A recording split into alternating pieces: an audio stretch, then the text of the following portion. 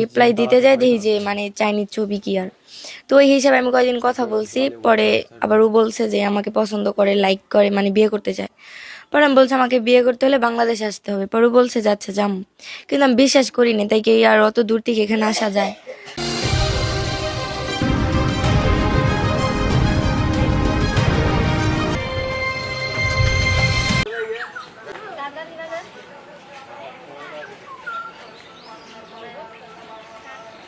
হাজার দুজন হাত ধরে যা, সমস্যা কি? হাত ধর, আমার হাত ধরে যা।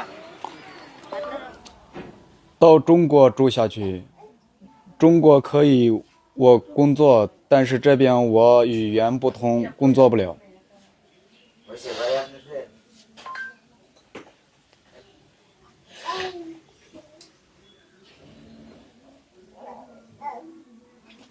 আমি যদি চীনে থাকি তাহলে সেখানে কাজ করতে পারবো, কিন্তু আমি এখানে কাজ করতে পারবো না কারণ আমি সেখানকার ভাষা বলতে পারি না। 聊天软件认识的，然后妈呀叫我来结婚，我就来了，和他结了婚，现在已经10天了。 আমরা একটা চ্যাট অ্যাপে দেখা করেছিলাম, তারপর আমার মা চেয়েছিলেন আমি যেন বিয়ে করি, তাই আমি এসে বিয়ে করে ফেলি। এখন 10 দিন হয়ে গেছে। একটা অ্যাপসটা ছিল, আমি টিকটকে দেখছিলাম যে অনেক মেয়েরা চাইনিজ ছেলের সাথে কথা বলে। পরে আমি ওইটা ডাউনলোড দিছিলাম, ডাউনলোড দেওয়ার পরে হঠাৎ করে একদিন হে আমার মেসেজ দিছে, পরে আমি ওইটা আবার রিপ্লাই দেই নাই। 4-5 দিন পরে রিপ্লাই দিতে যাই দেখি যে মানে চাইনিজ ছবি কি আর।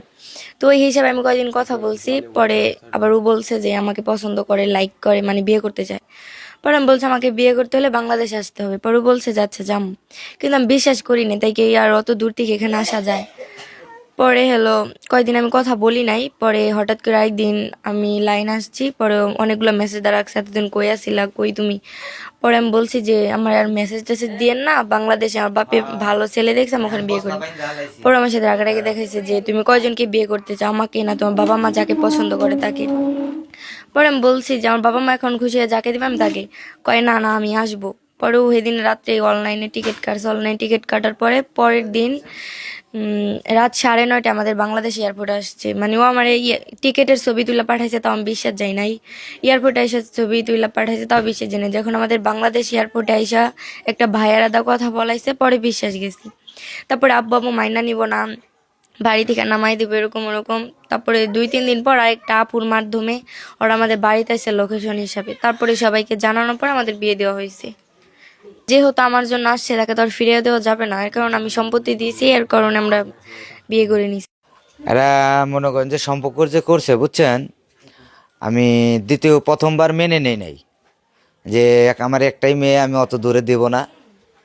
পরে ছেলেটা আসছে, আসার পরে আমি আমার কাছে যে ঢাকায় রাখছি, রাখার পরে অনেক কিছু তার আমার তো বুঝার আছে, বুঝছি। বুঝার পরে তার বাপ মায়ের সাথে কথা বলছি, বলার পরে সেখানে ঢাকায় বিয়ে হওয়ার কথা ছিল। কইলা পরে আমি বললাম যে না, ঢাকা বিয়ে দেবো না, আমার সমাজের লোক আছে, আমার তো বুঝার আছে। পরে আমাদের লোক এসে আমাদের সমাজের সাথে বসছি, বুঝার পরে আমাদের আফজাল কাজী, সরকারি কাজী, তাকে দিয়ে বিয়ে দিয়েছি। এখন হলো মেয়ের শোক, মেয়েকে খুব বুঝাইছি, এখন মেয়ে বলছে না আমি চলে যাব। তো ওই ফেলে চলে যাওয়ার মধ্যে আমি 10 জনের মাধ্যমে আমার মেয়েটা আমি তার হাতে দিয়ে দিয়েছি। এটাই আমার শেষ কথা।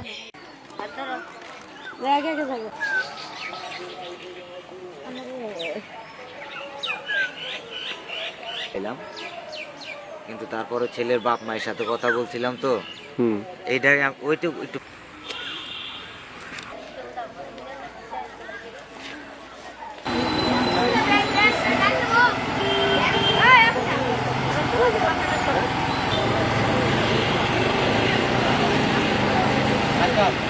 সবার কাছে বিদায় নিছ।